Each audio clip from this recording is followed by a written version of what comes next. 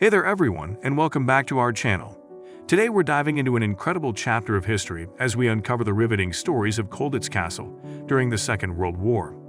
Get ready to be amazed by daring escapes, ingenious tunnels, and the indomitable spirit of those who faced unimaginable challenges. Let's jump right into the history of Colditz Castle. Colditz Castle, located in the heart of Germany, underwent a remarkable transformation during the Second World War, evolving from a medieval fortress into a high-security prisoner of war camp. Originally constructed in the 11th century, Colditz Castle had witnessed centuries of history, serving as a residence, a hunting lodge, and even a sanatorium. However, its role took a dramatic turn when the Nazi regime repurposed it as a secure holding facility for Allied prisoners of war. As the war escalated, Colditz's strategic location made it an ideal choice for a POW camp. Its position on a rocky outcrop overlooking the town of Colditz and the River Mold provided natural barriers that deterred escape. The formidable castle walls and the surrounding moat further fortified the fortress. Initially designated Oflag IVC, Colditz became a detention center for high-profile Allied officers, earning it the moniker the Bad Boys Camp. Colditz's architecture posed both challenges and opportunities for escape. The sprawling layout of the castle, featuring multiple wings, turrets, and hidden passages, provided inmates with an intricate environment for devising escape plans. However, the same complexity also favored the prison guards in maintaining surveillance and control. The Nazi authorities established stringent security measures, including frequent inspections, rigorous searches, and a strict curfew. High walls and barbed wire enclosures further restricted movement. Yet these constraints did not deter the prisoners' determination to break free. Instead, they inspired ingenious escape strategies that exploited the castle's unique features. Colditz Castle housed a diverse group of prisoners, each with their unique backgrounds and skills. The prisoners included officers from various Allied countries, ranging from seasoned military veterans to resourceful intelligence officers. Among them were escape artists, engineers, linguists, artists, and even amateur aviators. This eclectic mix of talents played a pivotal role in devising elaborate escape plans. The diversity of nationalities and expertise fostered an environment of collaboration. The prisoners formed a tight-knit community, sharing ideas, skills, and knowledge. The variety of prisoners also led to the development of escape strategies that drew upon their strengths. Engineers harnessed their technical prowess to design tunnels, while artists skillfully crafted counterfeit documents. Linguists played a vital role in creating convincing disguises and forging papers, contributing to some of the most audacious escape attempts in the history of wartime captivity. The Cock and T-chest tunnels are perhaps the most legendary escape attempts from Colditz Castle. The Cock Tunnel was a remarkable feat of engineering and cooperation. Named after a weather vane on the chapel that concealed its entrance, this tunnel extended an astonishing 140 feet under the castle grounds. It was painstakingly dug using improvised tools, including a chisel made from a table knife and a ventilation system crafted from biscuit tins. The tunnel's construction was a testament to the prisoners' collaborative efforts. It required them to work in shifts, with some prisoners digging while others disposed of the excavated dirt. The tunnel's length posed numerous challenges, including maintaining structural stability and ensuring adequate ventilation.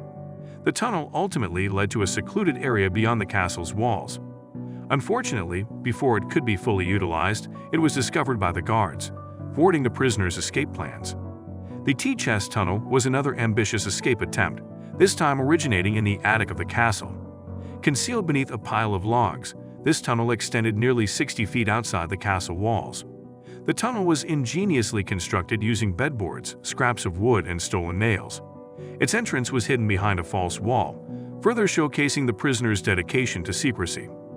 The T-chest tunnel faced similar challenges to the Cock tunnel, including the need for meticulous planning, constant disposal of soil, and the threat of discovery. Although the tunnel reached beyond the perimeter of the castle, it was never utilized for escape due to the prisoners' concerns about its structural integrity and the risk of being caught. When escape attempts were discovered, the Nazi authorities often responded with harsh reprisals. Prisoners involved in escape plans were subject to solitary confinement, reduced rations, and physical punishment. In some cases, those who were caught attempting to escape faced transfer to more oppressive camps or even execution. The risk of these consequences weighed heavily on the minds of the inmates, making escape attempts all the more dangerous. Failed escape attempts prompted the Nazi guards to enhance security measures within Colditz Castle. The discovery of tunnels and other escape tools led to more frequent searches, stricter inspections, and increased surveillance. The successful escape of Harry Neve from Colditz Castle stands as one of the most daring and audacious feats in the history of the Second World War prisoner of war escapes. Harry Neve, a British Army officer and later a prominent politician, masterminded an escape plan that relied on his resourcefulness, quick thinking, and nerves of steel. Neve's escape began with meticulous planning and careful observation of the castle's security routines.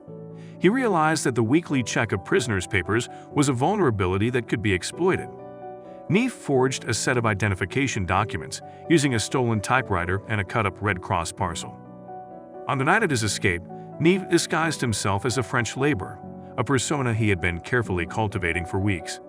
He wore civilian clothes and used his makeshift identification documents to pass himself off as a French worker, who was allowed to leave the castle grounds to perform manual labor.